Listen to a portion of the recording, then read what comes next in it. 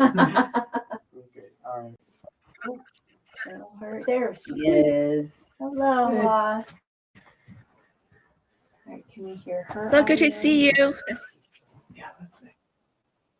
Oh, good. Yay, we can hear you. Good. Can you hear us okay? I can hear you. Can you hear me? Yes. I think that's better. Okay. Can you hear me? Yeah. Perfect. Yes. Cool. Hey, well, good to see you, and thanks for working with us as we get this live stream back on the road. On the road to GW. Yes, we are on the road to GW. Okay, well, just again, for those of you that are tuning in, and maybe you've kind of popped in and popped out, or maybe this is your first one today, welcome.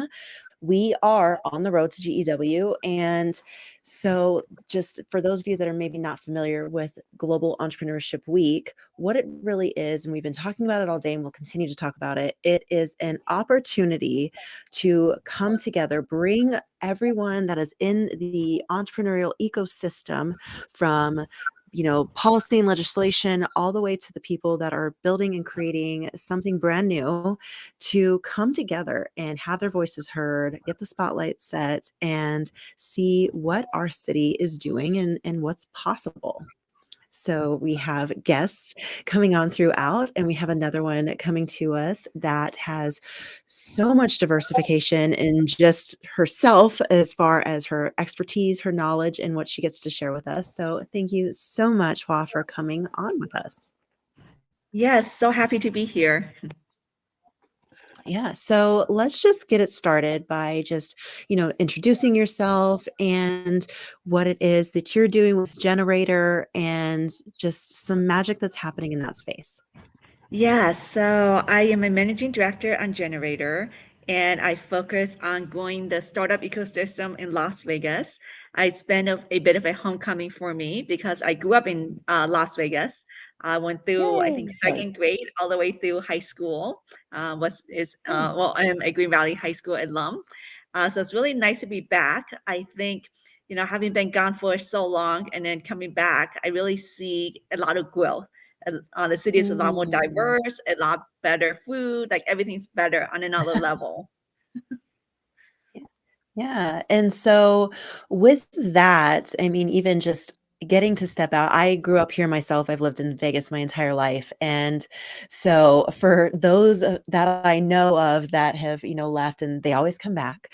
And so what for you, did you notice some differences that when you did come back home to kind of say, ooh, I want to have this here too? Yeah, so I think there's so many passionate people committed to making Vegas better. And I think it's a city that can reinvent itself. It's, for me, it seems to be a sports capital almost overnight. There's a lot of potential, a lot of interest in making Nevada and Southern Nevada the best it can be. And I'd also seen, I met a lot of Californians who moved to Las Vegas because it's just a better quality of life, less crime, better. I hear so many stories about why Nevada and Vegas in particular is better than California. Right. Yeah, go ahead. Oh no, sorry. I thought you were going further, but I've also been in Vegas for like 17 years, and definitely have seen it grow a ton. But let's I would love to get into the accelerator piece to this. Can you tell us about the accelerator and why Las Vegas too, right? Because if the accelerator brought you back to Vegas, can you tell us a little bit about some of the economic activity here that attracted the accelerator to launch in this market? Yes, I think Gener8tor, we're working a lot with GOED, the governor's office. We're working a lot with UNLV, with a lot of the Battleborn Growth Ventures. There's been a lot of people behind the scenes bringing Gener8tor here. And what attracted us is just a lot of passion, a lot of interest, and a lot of potential. We can be the next whatever thing that attracts startups to come here. And I would love to be part of that story. And for me, that was so intriguing. knowing there's a kind of the infrastructure in place, really committed people, also really talented founders. Absolutely. Is there a specific niche that Generator focuses on, or what stage of startups are you mostly working with? Yeah, so we're industry agnostic, and we cover the gamut from super technical, AI and healthcare, to our biggest success story, which is Pootie litter. It's a cat litter that changes color based on your cat's if the cat's healthy, not healthy, changes color. So run a Cool. gamut. Yeah. And I come from Alabama market. So I've been with Generator for almost 3 years. I was running Alabama, where that market seems to be a lot more healthcare, manufacturing, robotics, lots of small business innovation research grants, government contracting. And then I think Vegas is the companies I'm working with now. I have my first cohort. We're running a free accelerator. We don't charge a fee. We don't take equity. We also don't invest. It's over 7 weeks. And there's just been they're very different, right? Each of the 5 companies are all working on different things. You had Corinne earlier, who was doing amazing mocktails. We have on Dog and Whistle, who is turning, leftover restaurant food into high quality, healthy dog food. We have another person, James on Joe Fit, who has invented exercise machines where you only do two 15-minute workouts a week, and that's all you need. And people are just so clever and creative. Oh, and then I have to mention Vedant from VR, who is making VR mental health games for kids. So creative, and the companies are solving real problems. Yeah, I love that. And I think that even just those companies that you are working with, right? And it's because you are industry agnostic and you don't specify in any one thing, it really gives that opportunity to our city to highlight, right? Of these are the things that are coming out of Vegas. And so even to that point, what is kind of the process that you guys go through as far as the application, making the decision of which ones you're going to choose for each cohort, and then what does that kind of process look like? Yeah, so I guess when we first start, we try to meet with as many people as we can, go to as many events and try to be helpful. I think for this free accelerator, we had about, I want to say maybe 45 applications, and we can only take 5. So, we tell people what this accelerator is. We have them fill out the application, go through the interview, and then we have a team that kind of decides who the 5 is. I personally really I like likable founders, and I like traction. So kind of my main things. And then we're also going to do an investment accelerator early spring next year, so probably March through May. And that's our investment accelerator, where we also work with 5 companies over a longer period of time. And the founders will meet more mentors, more investors. And that one, we also invest $100K for 7.5% equity on a safe. So kind of traditional accelerator terms, also industry agnostic. And that one we're at, I think, about 400 applications so far. Oh, wow. Wow. Yeah. That's exciting. It is. And 100% or 100,000, right? For 7.5% is pretty decent terms, right? Yeah. For a new It's a good startup. evaluation to start. Yeah, it's an option, right? It's an option for a company. Yeah. What advice do you have for new founders that are interested in raising? I mean, what sort of things do they need to make sure that they have completed before they could even be eligible for an investment like that? Yeah, for investment accelerator, I think investor readiness is key. So probably for accelerator, you're probably still kind of early, probably not at Series A and up at the moment. So that's on the early stage. People really care about your story, like trying to figure out why, why are you the person to do it? Why are you crazy enough to launch this venture? And sacrifice all the hard work and everything to that piece is really important. Your why and your founder story, and then ideally you're solving a big problem. On least I tell founders it should be on least like $1 billion problem that you're solving, and then it's just lots of practice, getting in front of people, getting lots of feedback, meeting investors. The challenge with investors is it's so it's an art and a science, and it's so competitive. We were just talking to one founder this week, and she said her firm probably sees maybe 6,000 companies every year and then invests in 15. Wow. That's a lot. Yeah, that is a ton. A couple of the startups you had mentioned, or I think all of them in Generator in the free program they sounded, social impact oriented, right? We're talking about like pet health, we're talking about fitness, we're talking about mental health. What's Generator's why? And maybe if you could even, tie in a little bit about your why for why you're passionate about this sort of work. Yeah, so Generators Y, we're really focused on kind of underrepresented founders. We believe talent comes in all, I guess, I don't know what the word is, right? In all Shapes and areas. sizes and walks of life. Big sizes, I don't know. So, and so we're not focused on being in Boston, New York, or Silicon Valley. Those areas already have lots of accelerators. We're targeting cities that traditionally does not have a lot of accelerators, does not have a lot of venture capital, and we're trying to use our network, our resources and knowledge to really grow the ecosystem. And then my personal why, so I am a former founder, so I've been through it. I've been through accelerators myself as a founder. I just love founders, and my goal is to add value. That was something I've done, help them with their company that they're really happy to be part of the cohort, and now they found it to be valuable. Yeah, I love that. So for you, I would love for you to speak more into really the ecosystem in the city in Las Vegas. And I know you and I had some conversation around that, around just different legislation that's coming out with the Right to Start Act, and really kind of bringing some people together, like what we're doing with Global Entrepreneurship Week. And so I would love for you to speak more into that, as far as what the efforts are with Generator, and just with yourself too, as far as diversifying the ecosystem and building it up, and all of that outreach. Yeah, so how to diversify the ecosystem. So we do work with a lot of partners. Since I am kind of coming back, but still kind of relatively new to the ecosystem. We also have a counterpart. We also do Reno as well. There's another team that runs it. And I think it's just about, trying to be thoughtful, trying to meet people, trying to add value where you can.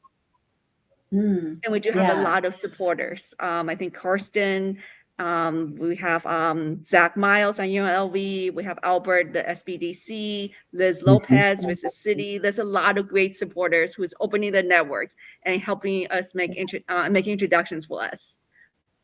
Yeah, that's beautiful. And again, that's really what's important and what's necessary to be able to get to those next levels, right? It's pulling all of those people in from all the different sectors, and whether it's like the local and state, government and education, academia, and just throughout the state, right? Because here in Las Vegas and up in Reno, I mean, we are kind of far apart, but it's how can we work together even at a state level to really build one another up, and get our state as a whole kind of that spotlight, right? And so even looking at it from that space, what do you feel would be of benefit to highlight more, or maybe start up and include here, either in our city or at the state level, for entrepreneurs? What to highlight and include, I think, I feel access to capital is a challenge. Pretty much every entrepreneur tells me they need access to capital, from all backgrounds, all walks of life. And so it's just trying to figure out how to attract venture capital. I think there's a few people who, how to bring family offices, how to bring investors, how to bring them here, and even perhaps even open an office. One of the big, institutional investors to have an office in Las Vegas would be huge. And I think another undertapped resource is trying to figure out how to utilize, I think the 50 million visitors every year. Like everybody comes to Vegas, every year. And how to take advantage of that, how to connect startups is all the conferences that's happening here, so that they don't need to travel because all the conferences are here. Another area is about the SBIRs, the Small Business Innovation Research Grants, non-dilutive capital funded by NIH, by National Science Foundation, from DoD. They're very difficult to get in terms of they're very technical. The proposals could be 100 pages long, takes 100 plus hours to do. You really need guidance, and you need to make sure your idea is has a real technology behind it. Otherwise, it could be a kind of a time suck for founders. But if you have the right idea, you could get this done, not dilutive capital. I've been working with founders in Alabama who have these grants ranging from 200K all the way to 5 million. That is just a grant. They don't give up equity. They don't have to pay it back. And is that something that your organization helps founders with, is tapping into maybe some of those grants, or do you have a resource that you plug them into for that? Yeah, so we're trying to figure out how to do it. I'm not quite sure what we're doing yet. I know I did match one of my founders with a grant consultant who was also an alum of one of my cohorts. So we're trying to do more of that. I know the UNLV also is looking to try to solve these problems, also with the state of Nevada as well. So there's a lot of people trying to get more SBIR funding into Nevada and provide the resources. Yeah, that's fantastic. I mean, it really does take a coalition to bring some of those resources into Vegas more consistently. What are, since you've spent some good amount of time in Alabama, growing over there, what are some of the lessons you think we can learn from Alabama that might serve as like quickens for our own ecosystem if there's something that you're seeing that's not happening here yet? Yeah, so That's also Alabama, easy to do. that's easy. Well, I think one thing that's easy to do, I think, is the community. And I felt similar to Alabama, similar to Vegas, I felt this real community in both places. And I love just to bring people together and really form that community of like-minded people who's just there, who wants to see, we want to see each other succeed. We want to help each other. I've seen that with my cohort. That there's a lot of kind of closeness, right? They're friends and they help each other. We also bring in some of the mentors, some of the community members to our events to kind of grow that. It's relatively easy to do. And another one, kind of easy, is about how to prepare startups for investor pitches. I know with Alabama, probably with Vegas, a lot of the startups don't have opportunities to get in front of investors, so they don't know the right language. Like your pitch deck should be in a certain way. You should talk about things a certain way. It should look this way. It should be in this order. So we kind of help founders with that and make sure they have lots of opportunities to practice a pitch. That's great. Yeah, I feel like over the last couple of years, Vegas has gotten better at community for entrepreneurship, right? We just had Josh at Tech Alley. That they did that for 2 years now, right? We've been doing Promise Startups for 6 months so far in terms of the monthly conference. And so I could see the community piece come together, but that's another great piece that you mentioned, which is I think that's something we can tackle next is a really easy path to, or like a resource for folks to get pitch ready. Because when I think about a lot of the businesses that I meet with, many of them aren't really pitch ready or even in a position to go ask for investor funds. And so maybe some kind of boot camp program or something like that that's really just focused on the pitch practice piece, because there's even like Startup NV and some of the other organizations that allow for people to go pitch, but I think some people still need support, like you had mentioned, Juan. Like there's a certain way that the pitch deck needs to look, a certain language that you need to be using, and it's almost like an education. You got to like download this language to be able to do that. Is that something that I guess Generator does that, but for your 5 specific cohort, excuse me, for your 5 members in the cohort right now, not necessarily to everybody? Yeah, so we're intentional in that we only work with 5 because we want to really create that curated, personalized guidance. We do these, we also host these, I guess, weekly sessions that's open to everybody. And that touches a little bit on some of the elements of the pitch deck, and they're virtual.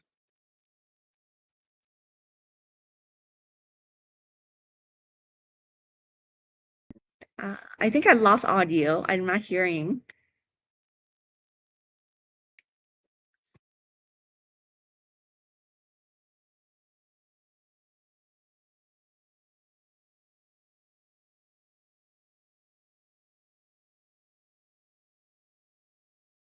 Here.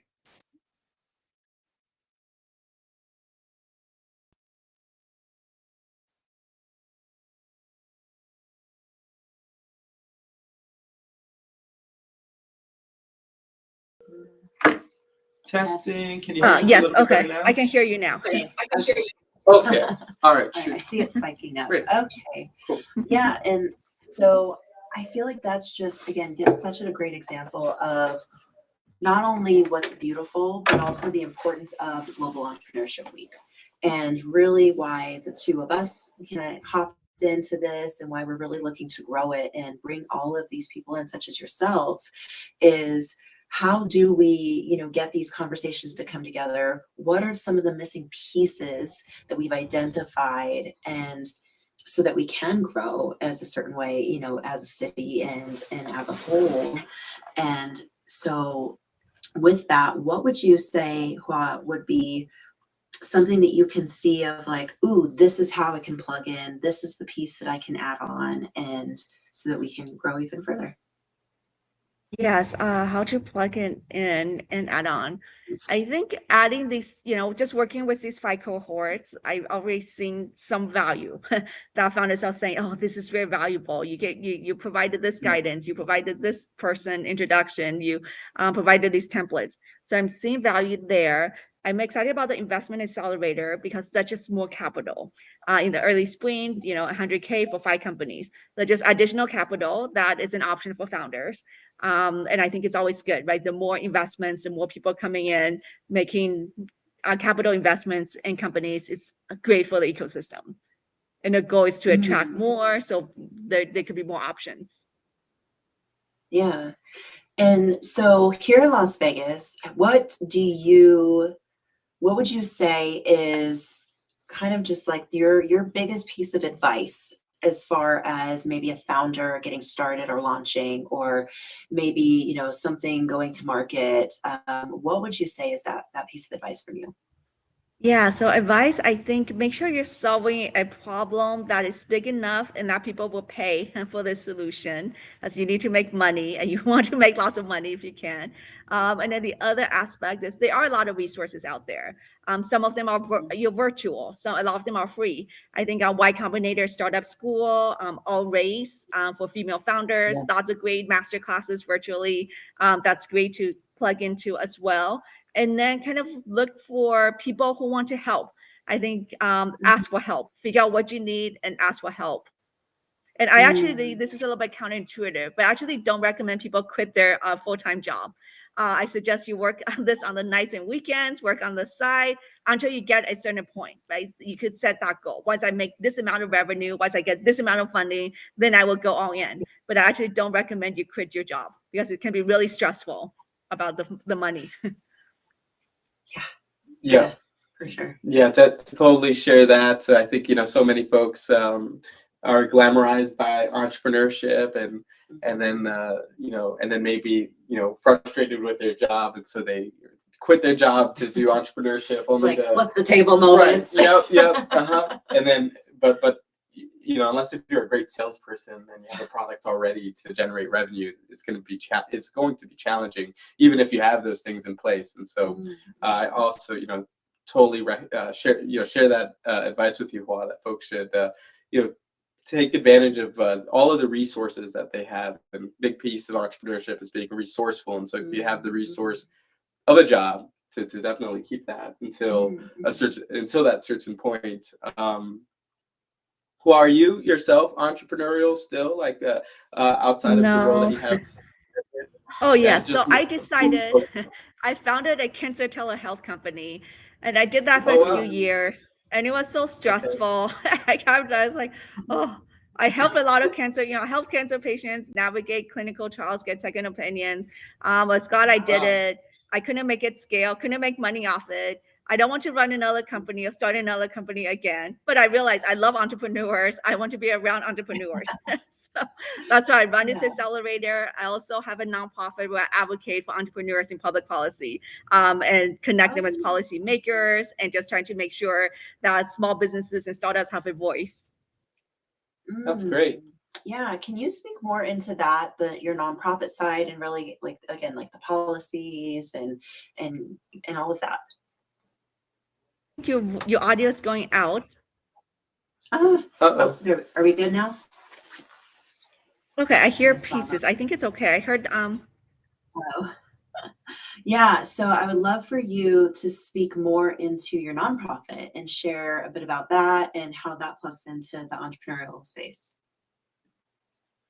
So it's a Global Innovation Forum, and we, Mhm. mentioned we do a lot of advocacy work, trying to make it easier to do business internationally.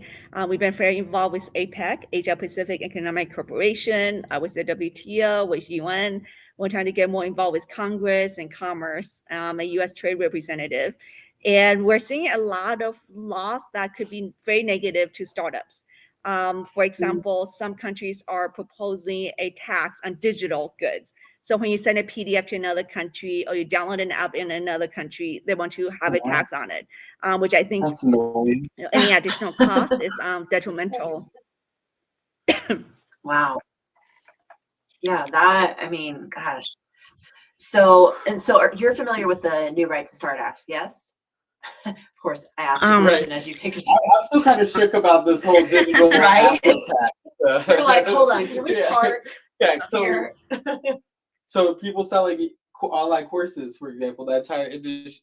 Which country, which state or country was doing this? Yeah, so countries, I think there's several countries I know, India, Indonesia, several countries are really pushing for digital tax, Okay. but it's also more concerning, not just the tax, there's also, uh, so depending on, so the United States decided not to engage in digital negotiations, digital trade negotiations on the WTO, meaning, which is this is not good for startups because if we're not part of the negotiation table, a Right. lot of the countries have different voices that could be even more detrimental. Some countries are saying if you want to do business in their country, you need to use their cloud technologies. So if you want to do business in Indonesia, you cannot use AWS, you cannot use Google Cloud. You have to use a local Indonesian Google Cloud, a cloud company. You have to share your source Wow.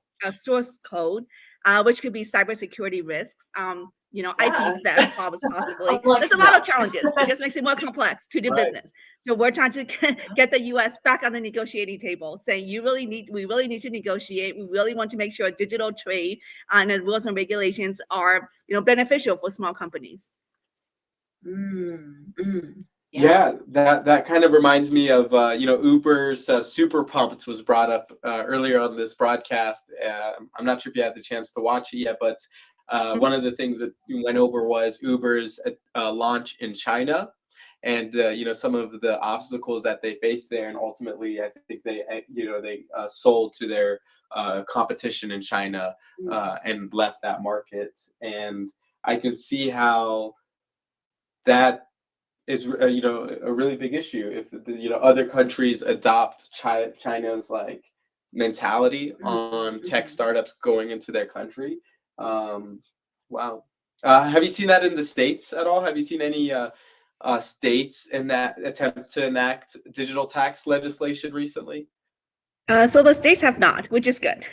And I think for a lot of startups, they're not paying attention to policy changes, especially internationally. Founders are so focused on building their companies, but these regulations, Right. I'm always telling policymakers, anything you make more complex, even additional dollar in cost, additional minute in time, that could be very hurtful for small and medium-sized companies. So please be mindful. Please make it easier to do business. Yeah. I mean, and it's really, if you think about it, the US as a whole, and especially Las Vegas, it's kind of like going after that American dream, right? And Mhm. so it's the mom and pop shops, it's the small businesses. And so that is really the foundation of everything. And, to your point that you just made, it's for the most part, people aren't looking at, oh, what's the policy? What's the regulations? What are all of these different things that I need to take? They're just looking at, I just want to make money. I just want to be able to pay my bills. I want to be able to pay payroll. And so what, like, what is it that with your organization, as far as, again, like getting that out there and just that microphone. And so how can we support you with Global Entrepreneurship Week and even Global Entrepreneurship Network to also partner up in that way for you guys? Yeah, so I've been placing a lot of entrepreneurs on panels, on speaking engagements, and I'm also doing an action letter. So trade associations, advocacy groups always do action letters where they get lots of people to sign on. So I'm actually doing one of the few, there's very little action letters on behalf of entrepreneurs. So I've drafted kind of, a one pager about what small businesses want in terms of policy, no digital tax, easier to do business, less red tape. Easier to flow cross-border data flows. Don't force people to share the source code, similar elements. And my goal is to get 100 entrepreneurs to sign on to this letter. Then we will distribute it to all the policymakers. Nice. Well, we'll definitely help with that. Yeah, for sure. I think Nevada is going to be filled with legislative opportunity in this new legislative session, because we'll be assessing the impact of Formula One and Super Bowl and everything else that has happened in the rebound since COVID. The state's probably going to have a lot more money to spend, but people, legislators and activists and everyone, all the special interests are probably going to be that much more empowered to make sure that their voices are heard. So we definitely need to make sure that small businesses are standing up and being paid attention to, and have the advocates, right? And I think that's what's so important as being in our all collective positions of being that voice for the mom and pop, or for the startups, or for all these smaller guys that they don't know where to go, they don't know what to do, and so we're like, hey, we got you. And so we'll be the loud voice. And so I think that's why it's also important to come together and bring the communities and get everybody involved, and just, but going into an election year, that's where like we are on the edge right now of it's like, if it's going to happen, it's going to happen now. And so let's push it. Hey, will you be going to Carson City, or does for your nonprofit, maybe organizing something like that in the next session? We haven't done Carson City. We're doing lots of DC, Geneva. We've been very involved with APEC, which is in Seattle and Detroit. We'll be in San Francisco. But we will be at CES. So we are doing some panels at CES. Cool. Beautiful. I'll be there. That's exciting. Okay. What else would you like to share with us, or tell us? We're coming up to Global Entrepreneurship Week next week. Hope to see you at some of the live events. But is there anything that we haven't had a chance to cover? Let's see. So I'm still accepting applications for the investment accelerator, which will be happening sometime next March. Awesome. And if you're interested and want to get plugged in on policy, maybe join the action letter, happy to kind of meet and tell you more about what could potentially be happening. That would be, that we need small business voices on. And it's interesting because I talk to so many government leaders, policymakers, and they always say, we want to hear from small businesses. We want to hear from entrepreneurs. And then you go to their conferences, their negotiation sessions, and now no small businesses in the room. So I am just trying to get small businesses a seat at the table. They make it easier for them to advocate. Right. I know. And so hopefully we can all collectively kind of get that going for us. Yep. And we're just excited. We're excited to see what changes come of all of our efforts. And so going into this new year. And so it's exciting. It's an exciting time to be in the city, for sure. Yeah, absolutely. Well, how can thank you so much for that. We definitely want to support you on the action letter, so let's make sure we follow up on that. But how can folks get in touch with you, or go apply for the Generator Accelerator? Yeah, so you could email me, hua@gener8tor's.com. Generator was an 8, GENER 8 TOR. Awesome. Perfect. All right. Well, thank you again so much for taking some time, coming on here with us and working through all of our tech things. And so, again, true entrepreneurial spirit. We're just flying by the seat of our pants and doing what we can to make it work and continuing to move forward. And so that's what it is, right? It may be messy, but we're still going to move forward. So thank you again, and we look forward to seeing you on Monday. Thank you. And this was fantastic. Thank you for doing this and having a platform. Yes. No, thank you again. All right. We'll see you soon. Bye. Bye, you guys.